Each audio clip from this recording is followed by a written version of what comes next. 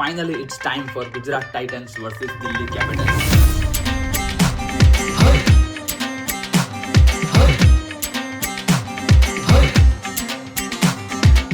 ભાઈ આપણા અમદાવાદમાં મેચ હોય અને આપણે ના જોવા જઈએ એવું બને ખરા.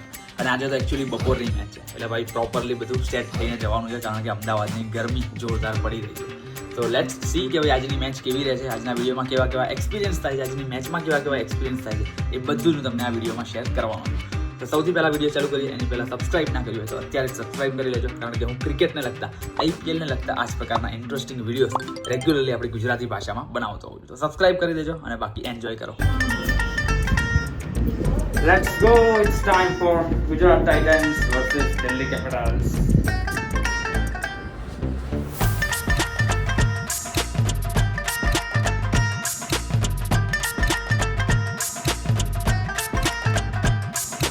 ભીડ જુઓ તમે ખાલી, વેકેશન પડી ગયું લાગે છે.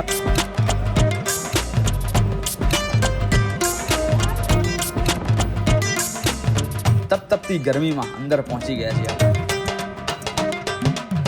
ટિકિટ સ્કેન કરાવીને જેવાને તમે અંદર પહોંચશો એટલે આ રીતે બધા જ પ્લેયર્સના અહીં કટઆઉટ મૂકેલા છે. એન્ટરટેનમેન્ટ માટે અહીં બહાર અમુક સ્ટોલ્સ પણ મૂકેલા છે કે જ્યાંથી તમે ટી-શર્ટ ખરીદી શકો છો અને મેચ પહેલાં અમુક ગેમ્સ પણ રમી શકો છો.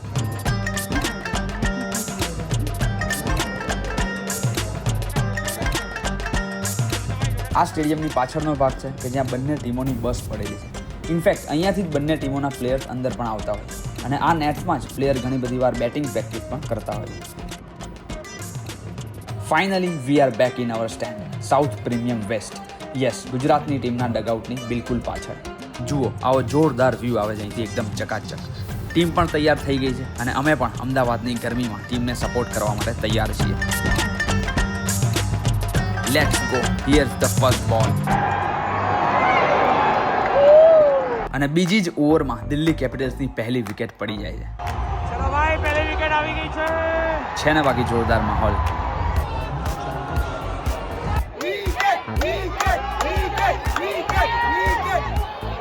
ભાઈ 4 ઓવરમાં તો 52 રન થઈ જાય છે. મારી ચાલુ છે. KL રાહુલ પણ આઉટ. તડકો ભલે ગમે તેટલો હોય પણ ભાઈ GT ફેન્સની એનર્જી વિશે કહેવું પડે. હા બાકી સ્ટ્રેટેજિક ટાઈમ આઉટ થઈ ગયો છે. 6 ઓવર 73 રન 2 વિકેટ. અને આવતાની સાથે જ કરુણ નાયર પણ આઉટ થઈ ગયા. ચલો ભાઈ, કરુણ નાયર પણ 14 ઓવરમાં દિલ્હીની ટીમનો સ્કોર 146 રન થઈ જાય અને ગુજરાત ટાઇટન્સની ટીમ ટ્રિસ્ટન સ્ટબ્સની પણ વિકેટ પાડી દે. પહેલા ઈશાંત શર્મા અને હવે અક્ષર પટેલ. ગરમી જ ભાઈ એટલી બધી જોરદાર હતી કે ફેન્સ તો ઠીક, પ્લેયરોની હાલત વધારે ખરાબ હતી. એક બાજુ વિકેટો પડતી રહેતી હતી પરંતુ દિલ્હી કેપિટલ્સની ટીમ પોતાનો રન રેટ 10નો પકડીને કોન્સ્ટન્ટલી ચાલી રહી હતી. આશુતોષ શર્મા અને અક્ષર પટેલ થોડા ચોગ્ગા છગ્ગા ફટકારે છે અને ટીમનો સ્કોર 17 ઓવરમાં 173 રન થઈ જાય છે.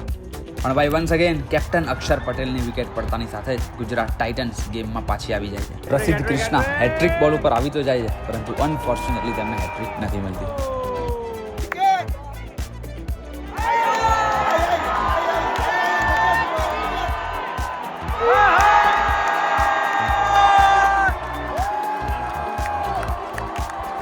અને finally at the end of 20 overs Delhi કેપિટલ્સની ટીમનો સ્કોર 203 રન થઈ જાય છે. દેટ મીન્સ કે ગુજરાત ટાઇટન્સની ટીમને જીતવા માટે 204 રનનો ટાર્ગેટ મળી જાય છે. ઇનિંગ બ્રેક્સમાં આ રીતે પ્રસિદ્ધ કૃષ્ણાને પર્પલ કેપ પણ મળી જાય છે.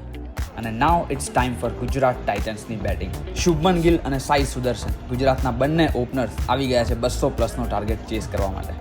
જોડે ભાઈ આ રોબોટ પણ જબરો લઈ આવ્યા છો, જ્યાં જુઓ ત્યાં પાછળ ફરતો હોય. ચલો ભાઈ, આવી ગયા છે.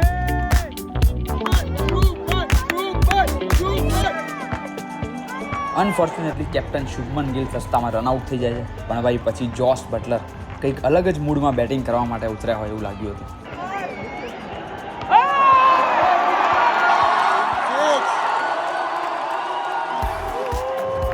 સાઈ સુદર્શન પણ ફક્ત 36 જ રનમાં આઉટ થઈ જાય છે અને એક સમયે ગુજરાત ટાઇટન્સને જીતવા માટે 62 બોલમાં 111 રનની જરૂર હોય છે. રુધરફર્ડ પણ આવતાની સાથે જ લાંબા પોતાના ટ્રેડિશનલ છગ્ગા ફટકારીને માહોલ બનાવી દે છે. અને આ જોરદાર કવર ડ્રાઈવ મારતાની સાથે જ જોસ ધ બોસ બટલર પણ પોતાની 50 પૂરી કરી દે છે.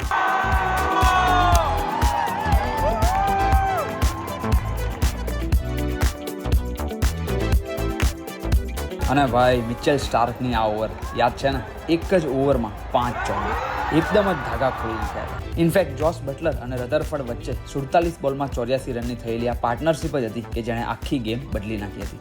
બસ પછી તો ભાઈ 6 બોલમાં ખાલી 10 જ રનની જરૂર હતી અને તેવટિયા ભાઈએ પણ આવતાની સાથે જ સ્ટાર્કને બાઉન્ડ્રીની બહાર મોકલી દીધા હતા.